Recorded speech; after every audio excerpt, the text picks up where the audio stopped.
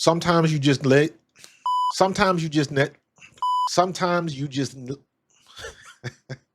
sometimes you just need to let things play out. We're calling the plays, all right? You gotta listen and you gotta execute. I already feel good about me. I'm good. Just call it.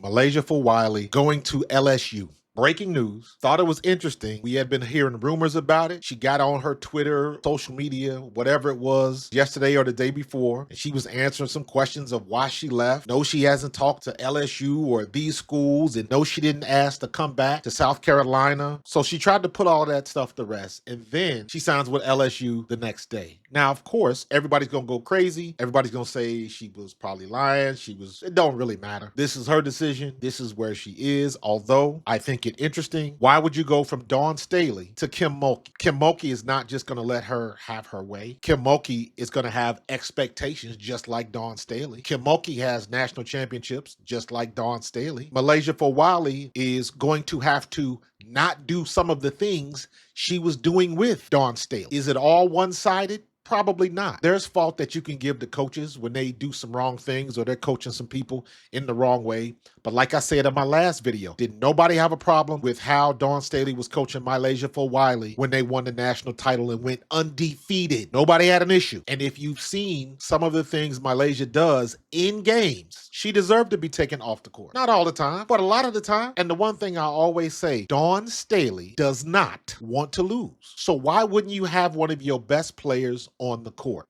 Why? If she is a liability, get her ass off the court. You're not in a situation where they got to play through it. You're running out of time if you're trying to let somebody figure it out in a national championship game or the tournament. Do not forget, it is win or go home. So if she don't figure it out, you going home anyways. And MiLaysia Fulwiley didn't start one game in the tournament. No Big, no Ashlyn Watkins, and they still made it to the national title game. They came across a much better UConn team. I don't want to say it was a better coached game, because I don't think that came down to it. They both had their strategies. One team executed, one team did not. One team made shots, one team did not. There's not enough X's and O's to excuse what South Carolina was doing on the court.